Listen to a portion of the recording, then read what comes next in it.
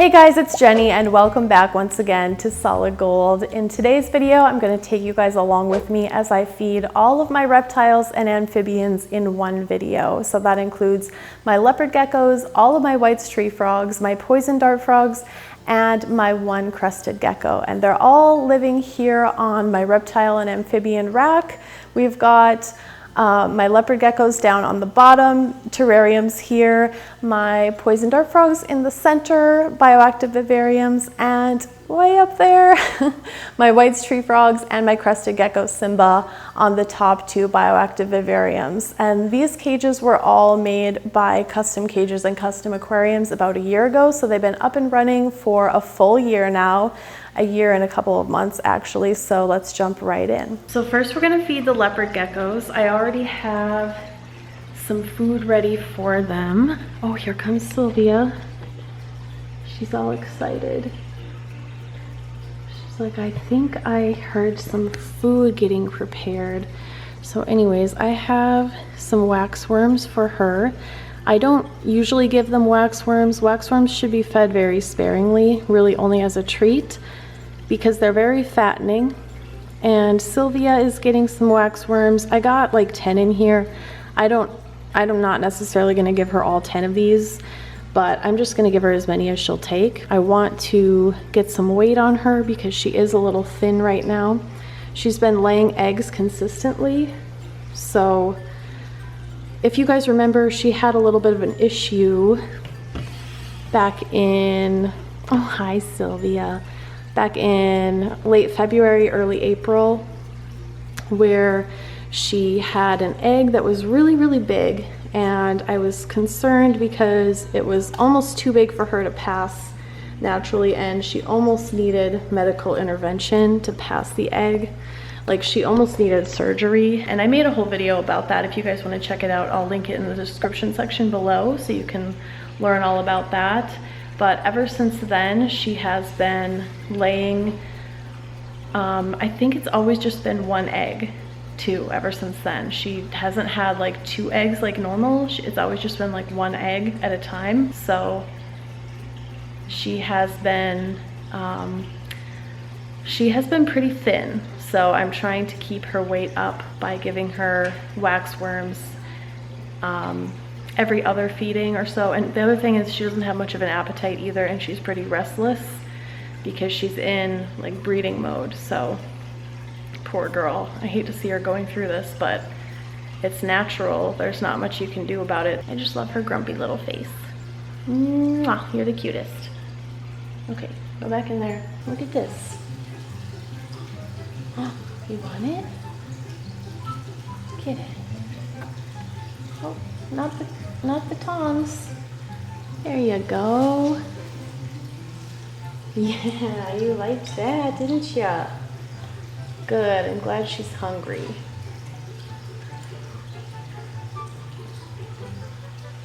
Some days I go to feed her and she wants nothing to do with it. And then other days she's really hungry and excited to eat like this.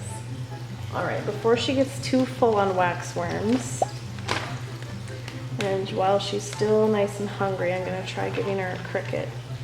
All right, Sylvia, will you eat a cricket too? We want you to have a nice balanced meal. Oh wow, there's a big crunchy one for you. Good job.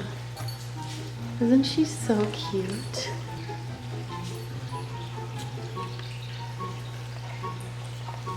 Nice one. You're so cute.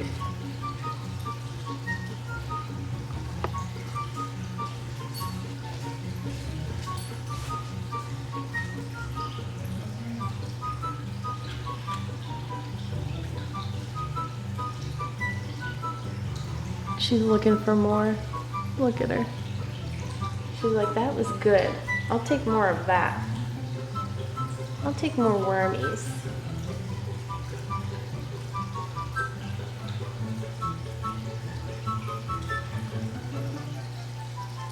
Oh, what a little chub herself. Good job. Okay, fine, I won't touch you. Jeez.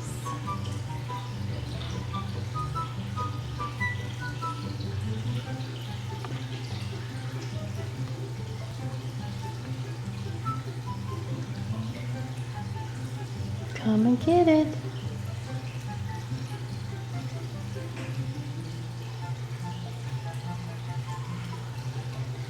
Ew.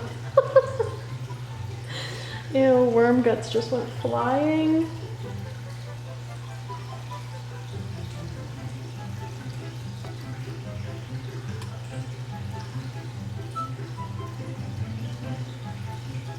I think she wants them all, you guys. Alright, you can have them all. You look really hungry, so...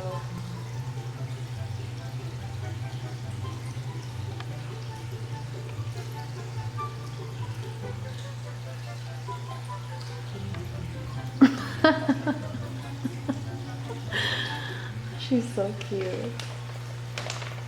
So when she's going through like this time of year, when she's laying eggs, and some days she wants to eat and some days she doesn't, on the days when she is really hungry like this and she is eating a lot, I just usually try to let her eat as much as she will, because I know that, you know, the next day or the next time I try to feed her, she might not eat anything at all. So I want her to bulk up when she actually will eat something. So it might seem like I'm feeding her a lot, but it's because I want her to eat a good amount when she actually has a chance. Oh my gosh, that's a big one, Sylvia. You got that? She's like, I got this. Don't worry about it. It's going down the hatch one way or another. She's like, okay, well, after that I might be full. Oh, are you coming back for your wormy? There you go.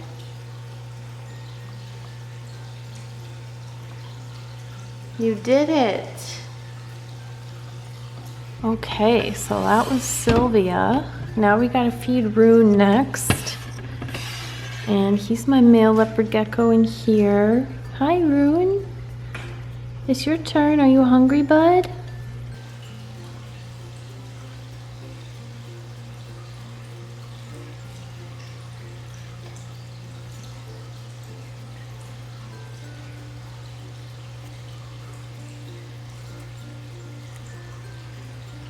Come and get it.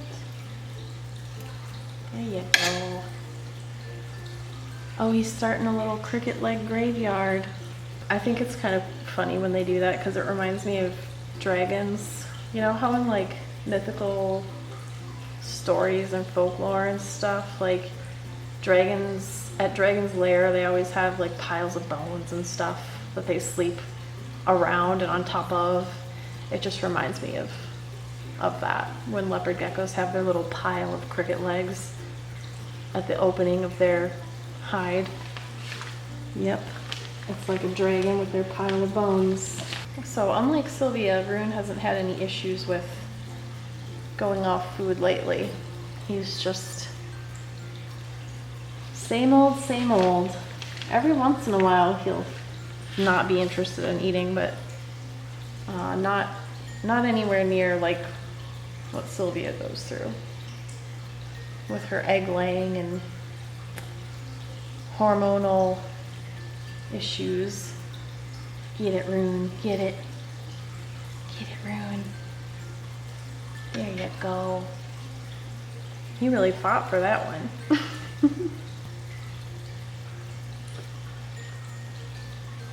He's always going to be a little bit more reclusive than Sylvia. And that's okay. They all have their different personalities, just like people. And that's what you have to understand when you're getting a pet. You know, you can't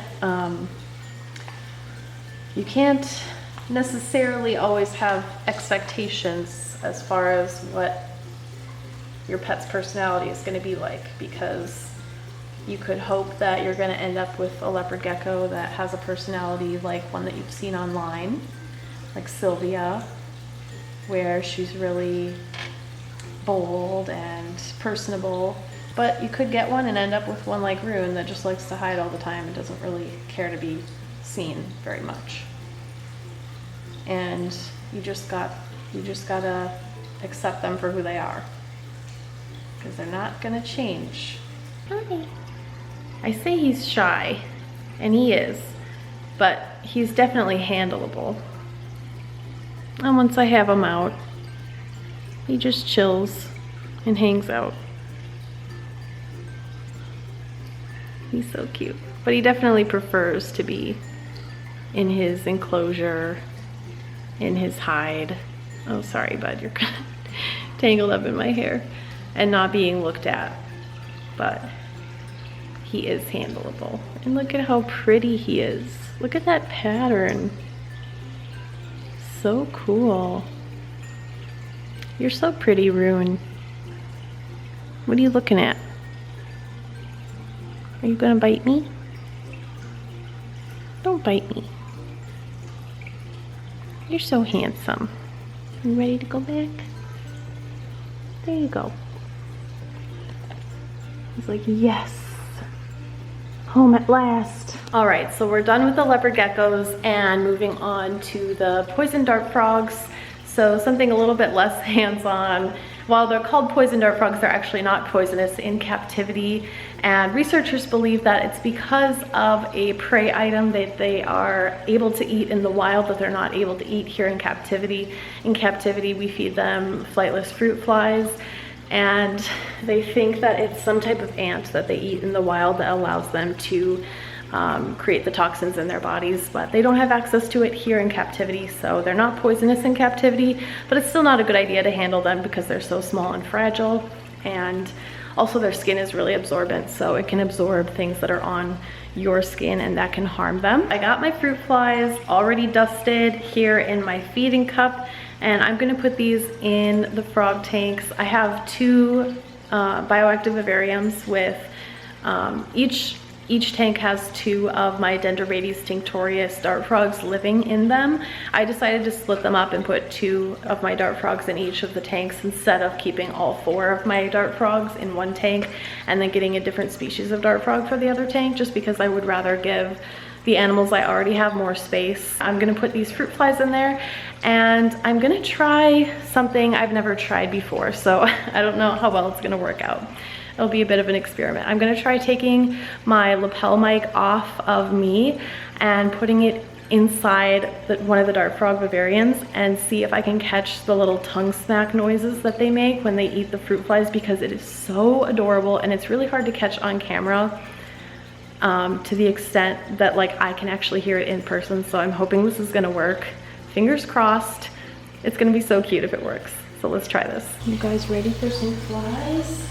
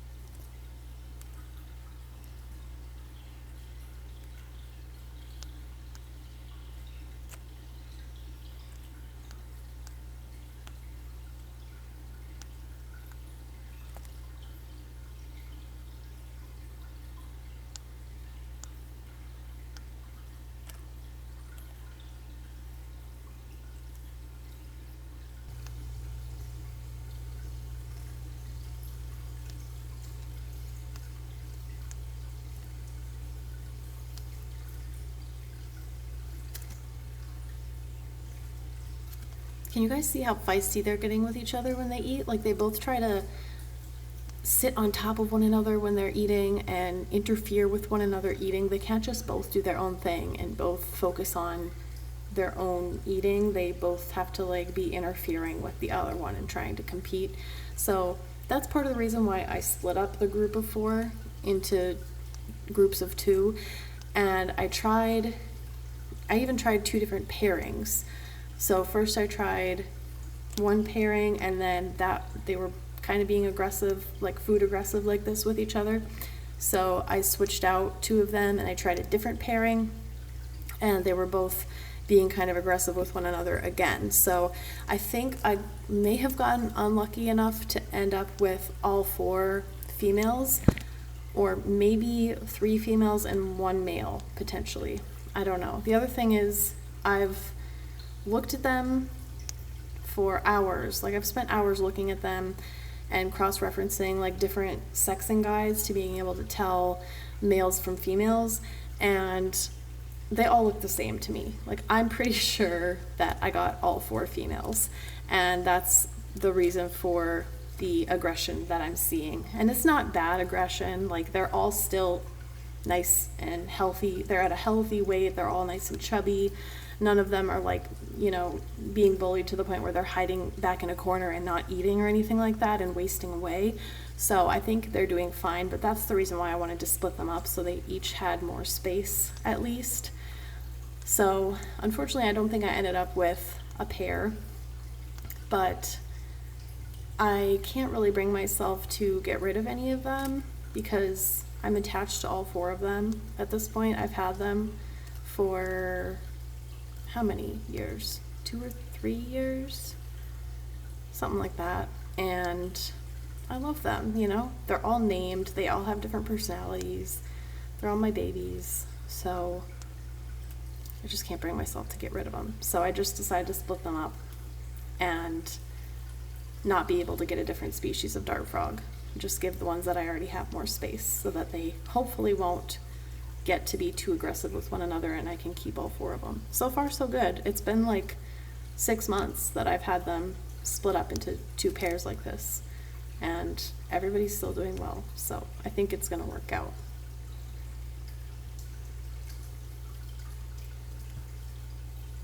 All right, now I'm moving on to the White's tree frogs, and I absolutely adore these guys. They are near and dear to my heart. They are my pudgy little babies.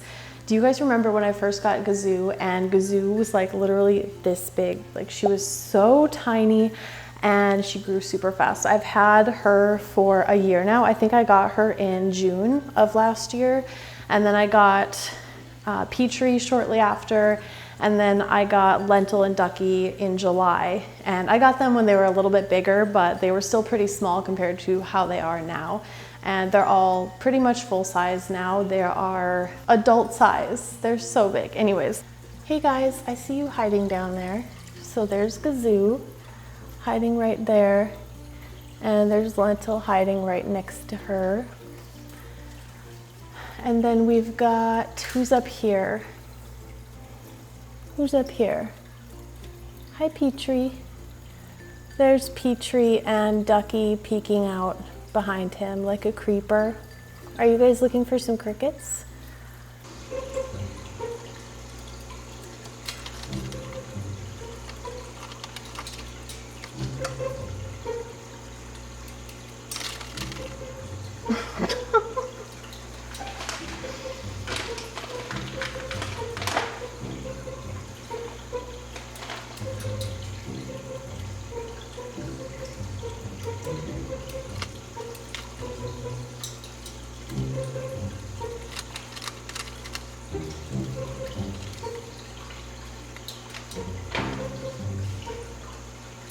Gazoo, haven't you already had enough? You're the chubbiest out of all of them. Look at Petrie with the dirt on his face. Oh my god. So cute. Wow, that was a smooth dirt wipe.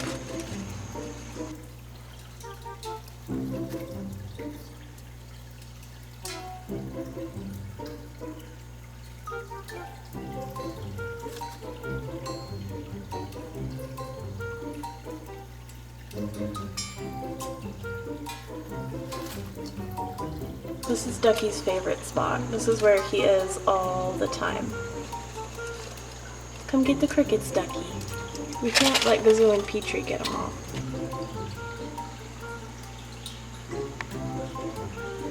Petrie back there is trying not to swallow a leaf. Spit it out, Petrie. Oh my god. Don't eat it. Don't eat it. Spit it out.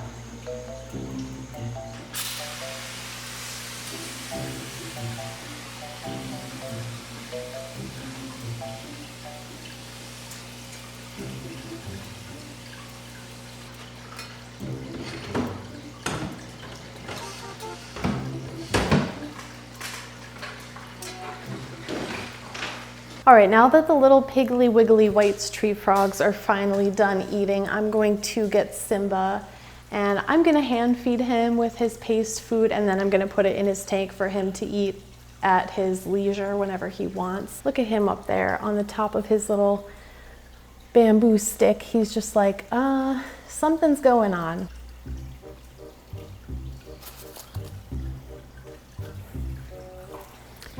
He kind of freaks out every time I try to get him out of his cage, so I just try to be calm, let him do let him do his little freak out thing, let him get it out of his system, because the last thing I want him to do is jump out of the cage and land on the floor. So I just let him freak out for a little bit. Do you want to come get fed or not? That is the question. Come on. Come on, please. There you go, see? And I'm not taking him out yet because I can tell he's still a little jumpy. So I'm just, yes, I know, Simba. You gotta get it out of your system, don't you? Okay. Lick it off your face. There you go. Yummy, right? There. I don't always take him out and like hand feed him like this. In fact, I usually don't. I usually just put his little cup of paste food in his enclosure and then he goes and finds it when he gets hungry. But every once in a while, just to interact with him, I'll take him out and feed him like this. And then put the rest of it that he doesn't eat during our interaction back in his enclosure so he can find it later. And a lot of people think that crested geckos only need this paste food, but actually they really do best when you also give them insects to eat. So in addition to the paste food, I always give him some crickets at least once a week as well.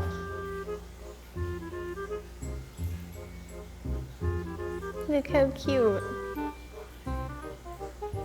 So that's all I'm gonna give him for now, but I'm gonna put the rest in his enclosure and put him back in there and then give him some crickets. Good job, Simba. You didn't even freak out that much.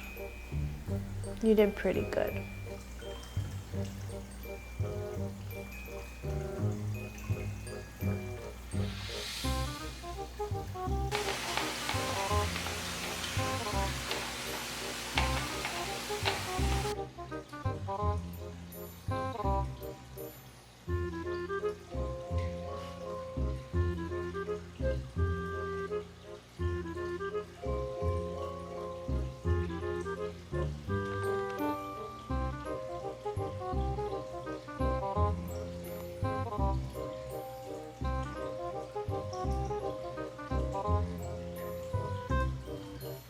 All right, now everybody on the reptile and amphibian rack has been fed, and I misted the top 2 tanks. I like to do an extra misting at night sometimes. And yeah, so you guys may have noticed that there is another what appears to be reptile or amphibian tank sitting on my desk out here. And that is a brand new Pac-Man frog that I just got today. And yeah. Brand new, like I literally just got her a few hours ago. So here she is. I guess I'll show her to you guys. She's super, super tiny, super, super cute. I have her set up in this little temporary tank here but this is basically all a Pac-Man frog really needs, so it doesn't necessarily need to be a temporary tank. I did put saran wrap over the top of this screen lid just to help keep the humidity in a little bit better. She has Eco Earth substrate that she's burrowed herself into. She does have a little Cocoa Hut hide, but most of the time Pac-Man frogs, they'll just burrow themselves into the substrate instead of using their hide. She has a little water dish, and she has a pothos plant that is potted in organic substrate. I'm so happy. I honestly just love her so much. I haven't come up with a name for her yet. I'm super obsessed with frogs. I've always loved frogs and toads for my whole life, ever since I was a little kid. Oh, look at, she's burrowing in even farther. But anyways, I'm not gonna go on and on too much about her in this video because I literally just got her, but I figured I should show her too since I'm showing all of my other reptiles and amphibians. I have some crickets left over here, some of the smallest ones I kept to see if she's hungry. Since I just brought her home tonight, I'm not sure if she's gonna be ready to eat yet, but I'll put them in there and she can eat them when she's ready. Knowing me, I'm sure I'm gonna eventually build her some kind of mega mansion enclosure like I did with all the other reptiles and amphibians, because I love to do that for them. So I'm sure that'll be coming at some point in the future. Isn't she cute though? I'm really excited to watch her grow. I'm really glad that I got a little tiny baby one, because that way I'll be able to watch her grow, just like I did with the White's tree frogs. Oh my gosh, they were so tiny. Gazoo was smaller than the size of a dime when I first got her, and now she's gigantic and she is just a little chubster. So it'll be really fun watching this little one grow too. Thanks for watching, guys. I know my video uploads have been a little bit spotty, to say the least, lately. I haven't been very consistent lately, but I really appreciate those of you who have been super supportive of me and understanding of the fact that, I don't know, you guys, I can't even really put it into words, and it's really frustrating for me to not be able to put into words why I'm having such a hard time with life right now in general. It's a combination of physical health problems and mental health problems just coming together in a perfect storm for me right now. And there's a stupid little fly buzzing around my face, driving me nuts. But just taking things one day at a time. So thank you guys for being here along with me on this journey through the ups and the downs, and giving me someone to share all this with. So thank you guys for watching. I will see you in the next video, whenever that will be. I did promise you a video showing how I made the betta fish tank dividers. I'll still be uploading that at some point here, whenever that is going to be. I don't quite know. Sorry about that. But yeah, I do still have that filmed, and I have it actually partially edited, so I just need to finish editing that, and then I will upload it when I'm able to do that. So I have some thoughts as far as the direction that I want to take my channel in going forward. So I might sit down and film a video just kind of talking you guys through what I'm thinking in terms of that. But I want that to be a separate video because this video is already getting kind of long, and so we'll just stop this here. But thank you guys so much for watching. I'll see you in my next video, and until then, stay gold. Bye-bye.